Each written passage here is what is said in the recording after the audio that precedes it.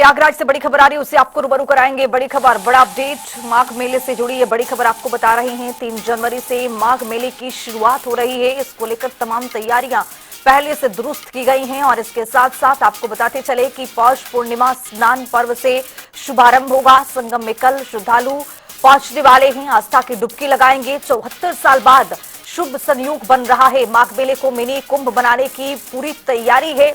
योगी सरकार की ओर से पहले से ये तैयारियां दुरुस्त की जा रही थी। मुख्यमंत्री पल पल का अपडेट ले रहे थे। इससे पहले मुख्यमंत्री कई बार प्रयागराज पहुंचकर खुद ही समीक्षा कर रहे थे। सुरक्षा के व्यापक इंतजाम को लेकर कई बड़े यहां पर आदेश भी दिए गए थे, लेकिन अब तस्वीरें जो निकल करके सामने आ रही है कि माघ मेले को लेकर तैयारियां कंप्लीट कर ली गई हैं, यानी पूरा कर लिया गया है। लेकिन 3 जनवरी से माघ मेले की शुरुआत और स्नान के साथ शुरुआत होगी। पौष पूर्णिमा स्नान पर्व से इसका शुभारंभ किया जाएगा और फ्लैग मार्च करते हुए पुलिस प्रशासन के लोग और सुरक्षा व्यवस्था किस तरह से दुरुस्त किया जाए, क्या इसमें और कुछ एड ऑन करने की जरूरत है जिससे ये जो माघ मेला है, भारी संख्या में जो श्रद्धालु यहां पर पहुंचेंगे उनकी सुरक्षा की दृष्टि से किस तरह से और भी कड़े इंतजाम किया जाए, इसको लेकर भी तैयारियां जोरों पर है। सैयद मोहम्मद आमिर हमारे साथ, हमारे सहयोगी प्रयागराज से जुड़ रहे हैं। सैयद, क्या अपडेट आपको मिलता हुआ, चूंकि कल से इसकी शुरुआत होगी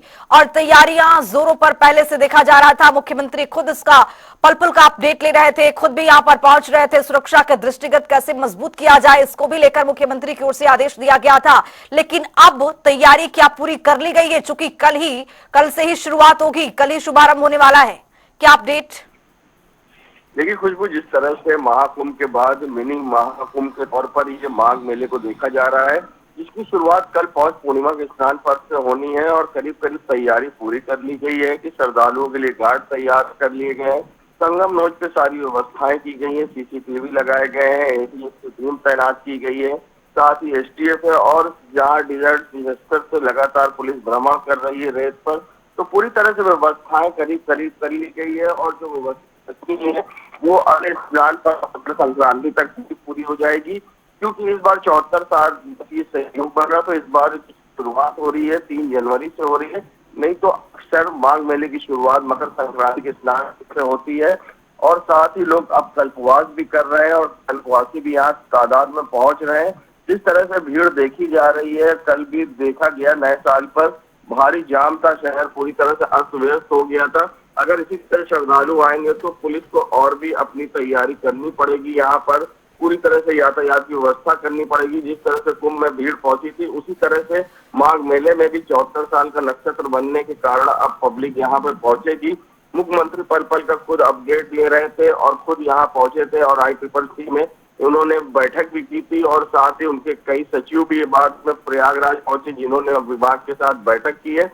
तो महाकुंभ के तर्ज पर अब ये माघ मेले को भी भव्य दिव्य बनाने की सरकार की हर संभव कोशिश की जा रही है। और जैसे कि अब 3 तारीख को कल पहला स्नान पर्व होगा पौष पूर्णिमा और 15 जनवरी को मकर संक्रांति और 18 जनवरी को मौनी अमावस्या और 23 जनवरी को बसंत पंचमी और 1 फरवरी को माघी पूर्णिमा और 15 फरवरी महाशिवरात्रि से ये माघ मेला संपन्न हो जाएगा पूरी तरह से। मगर अब देखना होगा कि शाही स्नान कब है, इसको लेकर क्या जानकारी आपके पास? शाही स्नान को लेकर देखिए, शाही स्नान को लेकर अखाड़े मंथन कर रहे थे। उनका कहना था कि अगर प्रशासन से अगर हमें अनुमति मिल जाती है, क्योंकि जो स्नान पर पड़ रहे हैं इस बार वो रविवार के दिन पड़ रहा है, तो इसके बाद शुभ सहयोग बन रहा है क्योंकि हर स्नान पर रविवार को पड़ रहा है। तो अखाड़ों को कहना था कि हम स्नान जरूर करेंगे अगर हमें सरकार से और प्रशासन से अनुमति मिल जाती है। सैयद, अगर अनुमति मिल जाती है शाही स्नान को लेकर तो आम श्रद्धालुओं के लिए किस तरह की व्यवस्था होगी? चूंकि देखा गया था कि प्रयागराज में जब कुंभ लगा था उसमें शाही स्नान में भाग लेने के लिए भारी संख्या में श्रद्धालु उमड़े और हादसा भी हुआ। इसके मद्देनजर कोई तैयारियां प्रशासन की ओर से पहले की जा रही है?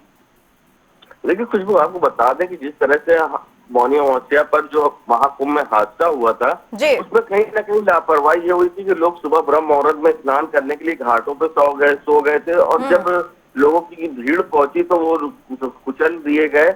ये कहीं ना कहीं लापरवाही जरूर हुई थी, मगर इस तरह की अब कोई प्रशासन लापरवाही नहीं करेगा, पहले से घाटों पे किसी को होने नहीं देगा। और जो बात अगर करी जाए, अगर उनको अनुमति मिलती है तो उनका रास्ता अलग होता है और जो अखाड़े होते हैं सबसे पहले उनको अलग रास्ते पे, अलग घाट पर स्नान कराया जाता है और फिर उसके बाद जो पब्लिक होती है उनके लिए घाटें अलग होती थी, सारी व्यवस्थाएं होती है, मगर अभी तक इसकी कोई भी चर्चा नहीं है और कोई भी ऐसा आदेश अभी नहीं आया है। तो इस पे अभी कुछ भी कहना पूरी तरह से सही नहीं होगा। अब देखना होगा कि अखाड़े सैयद, आगे साफ सफाई को लेकर क्या क्या स्थिति है अभी?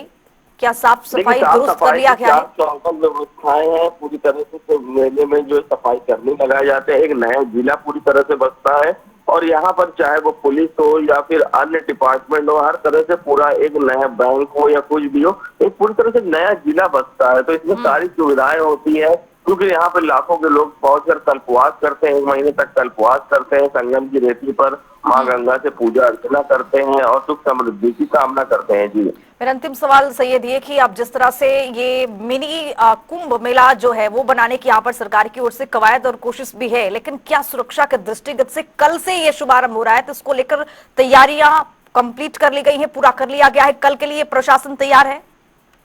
देखिए, प्रशासन का दावा है कि उनकी तरफ से तैयारी पूरी है, मगर खुशबू एक चीज आपको जरूर अपने दर्शकों को बताना चाहेंगे। जैसे कि कल नए साल पे भीड़ उमड़ी, तो जो पुलिस कर्मी थे जिनसे संस्कारी पुलिस की बात महाकुंभ में की गई थी, सॉफ्ट स्किल की ट्रेनिंग देने की, वो कहीं ना कहीं दूर दूर तक नजर नहीं आई। और पुलिस कर्मी जो जवान होते हैं वो अलग अलग जिलों से आते हैं, तो उन्हें अभी समझने में भी थोड़ा समय लगता है। तो इस तरह से उन्होंने सॉफ्ट स्किल की इनको ट्रेनिंग देनी होगी अधिकारियों को, कि जिससे आने वाले श्रद्धालु से वो विनम्रता पूर्वक बात कर सके, उनसे अच्छा व्यवहार कर सके, क्योंकि जो श्रद्धालु आते हैं वो बूढ़े भी होते हैं और जवान भी और बच्चे भी होते हैं।